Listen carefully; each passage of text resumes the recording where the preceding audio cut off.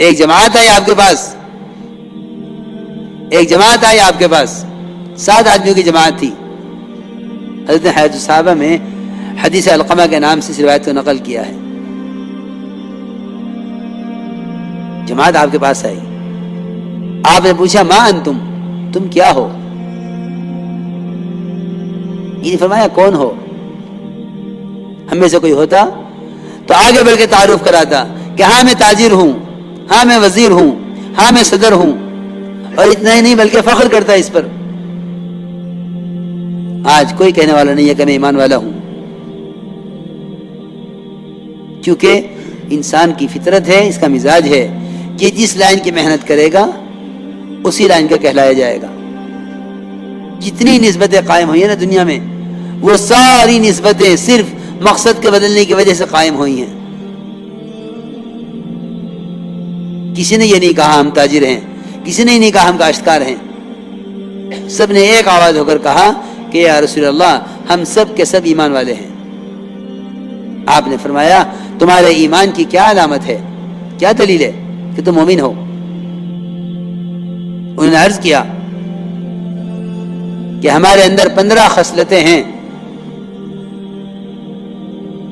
سب سے پہلی بات تو یہ ہے کہ 5 چیزیں ہمیں آپ کی جماعت نے آ کر سکھلائی ہیں کہ ہم ان پر یقین رکھیں، ان پر ہمارا ایمان ہے.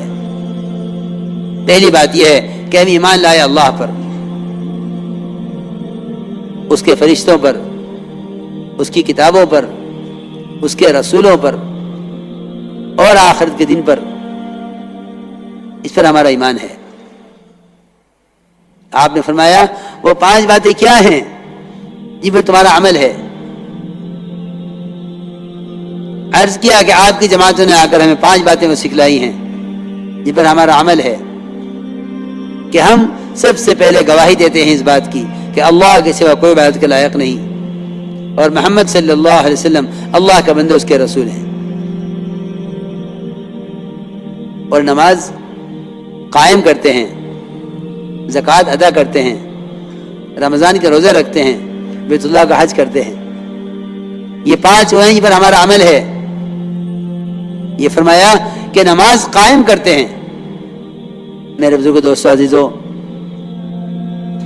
نماز کا اگر نماز قائم کر لی جائے، واقعی نماز قائم کر لی جائے، تو یقینی بات ہے کہ پورا دین قائم ہو جائے گا. کیونکہ آپ نے فرمایا ہے، یقینی بات ہے، من اقامہا فقد اقام الدین. جس نے نماز کو اس طرح پڑھ لیا جس طرح نماز پڑھنے کا حکم ہے، من اقامہا، جس نے نماز کو اس طرح پڑھ لیا جس طرح پڑھنے کا حکم ہے، اس نے اپنے پورے دین کو قائم کر لیا ہے. کیونکہ پورے دین کا سدھار اور پورے دین کا قیام وہ نماز پر موقوف ہے.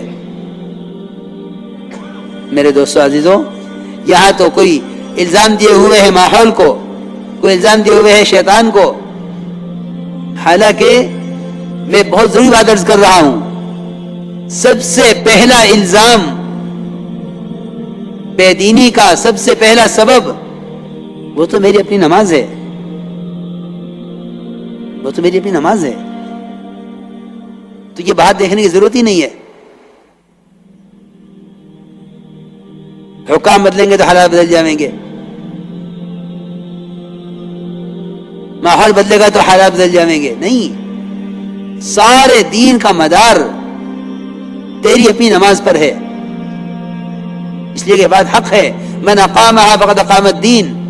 جو نماز کو اس طرح پڑھ لے جس طرح پڑھنے کا حکم ہے. میرے دوست بزرگوں عزیزو، اگر خدا کی قسم نماز کی طرح پڑھ لی جاوے تو دین کے کسی شعبے کا کوئی حکم ٹوٹ نہیں سکتا. یہ یقینی بات ہے. میں بات کر رہا ہوں نماز پڑھنے والوں کی، نماز چھوڑنے والوں کا تو کوئی ذکر ہی نہیں ہے. کیونکہ نماز کا چھوڑنا تو یقیناً کفر ہے. بعض کے نزدیک واجب القتل ہے اور بعض کے نزدیک واجب القید ہے کہ اس کو قید کر دیا جائے ہمیشہ کے لیے. امام صاحب کا مطلب تو قید کرنے کا ہے. اس لیے مسلمان سے نماز کے چھوڑنے کا تو تصور ہی نہیں کیا جا سکتا. جس طرح ایک مسلمان سے کفر کا اور ارتداد کا تصور مشکل ہے، محال ہے، اس طرح ایک مسلمان سے نماز کا چھوڑنا اس کا تصور مشکل ہے، محال ہے، ممکن نہیں ہے. کیونکہ یہ ممکن ہے اور ہوا ہے کہ غیروں نے نماز پڑھ لی ہے.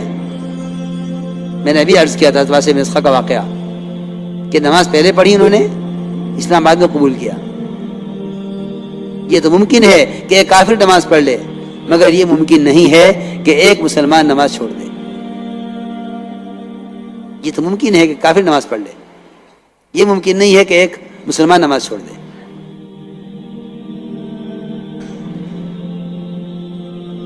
تو میں تو عرض کر رہا ہوں نماز پڑھنے والوں کی بات ہو رہی ہے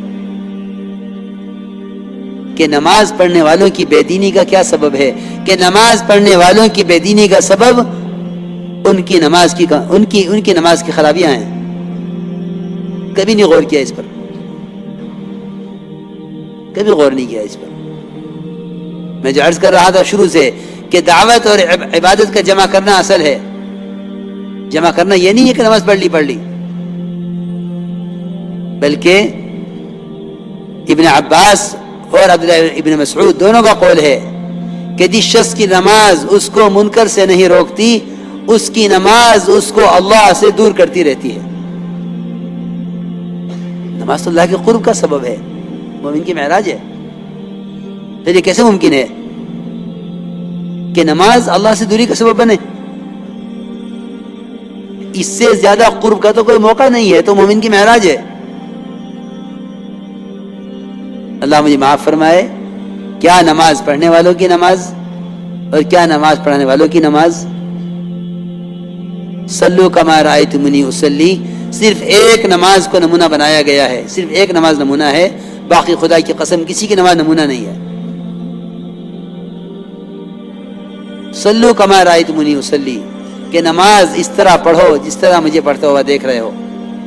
صحابہ کرام نے آپ کی نماز کو جس طرح دیکھا اس طرح نقل کر دیا.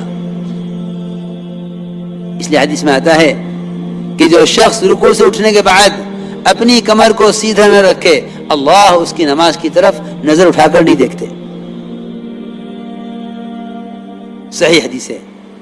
من لم يقم صلبه بين الركوع والسجود لم ينظر الله الى صلاته، کہ اللہ اس کی نماز کی طرف نظر نہیں اٹھا کر دیکھتے کہ یہ کیا کر رہا ہے.